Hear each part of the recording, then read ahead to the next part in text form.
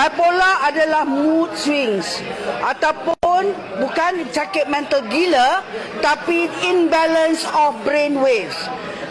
Saya bukan pakar, specialist Dr. Brain, tidak. Tetapi saya telah bersama dengan doktor pakar psikiatris untuk kedua anak-anak saya yang mengidap bipolar. Bipolar juga termasuk dengan anxiety disorder dan juga panic attack, severe depressions dan violence suicidal. Okey. Anak saya yang lelaki yang bongsu sudah mengidapnya selama 10 tahun.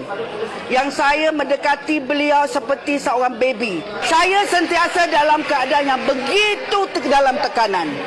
Tetapi dengan NextBio, Allah Ta'ala telah pun menghantar kepada saya satu ketenangan, satu kesyukuran, di mana ia telah membantu diri saya sendiri yang mempunyai anxiety disorder suatu ketika dulu, yang mana saya takut relapse mendatang oleh kerana tekanan daripada kedua anak ini tadi.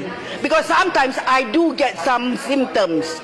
Alhamdulillah, NextBio yakin dan percayalah, ia membantu mental issues dan perasaan jiwa, soul kita. Kerana selama sebulan saya mencuba sendiri dan saya lebih tenang walaupun dalam krisis, dan pertama kali saya tinggal anak-anak saya tanpa ada penjaga. Oleh kerana apa? Sebab anak saya khususnya Azril berumur 28 tahun, beliau tidak boleh ditinggal. Ada aja orang mesti bersama dia sebab trigger dia tidak ada simptom. Tetapi setelah mengambil NextBio selama 3 minggu, dia sendiri bercakap otaknya telah orang kata ada fokus. The foggy brain dah mula clear dan mood dia pula semakin calm. Dan hari ini tadi semasa saya masuk untuk dinner, saya dapat message daripada beliau, "Mama, ini dia Azril, my new person. Hari ini, I basuhkan baju you dan sidai. Kedua, saya buat sendiri my health food. Sebab bila dia anxiety, bila dia ada depression dan bipolar, to suppress all that, dia makan macam orang gila. Dia makan macam ada hantu dalam diri dia. Sampai kan saya sendiri pun tertekan.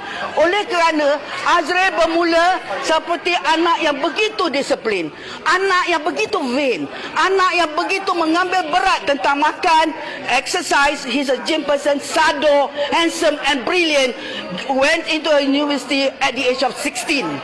Tetapi oleh kerana isu dia kena bully seteruk-teruknya, it triggers the bipolar in the brain. Tapi saya tidak ambil any legal action towards the bullier, sebab I treat my son as ujian daripada Allah. Tetapi apa yang saya nak kongsi hari ini, please share with those people with mental issues, bipolar, schizo, ataupun juga orang kata orang Melayu kata merian, merian. Itu semuanya boleh dibantu oleh NextBio. Jadi all my brothers and sisters, NextBio is actually magical, satu-satu kenikmatan hebat yang terhebat yang mana ianya datang dengan izin Allah dengan melalui BI International.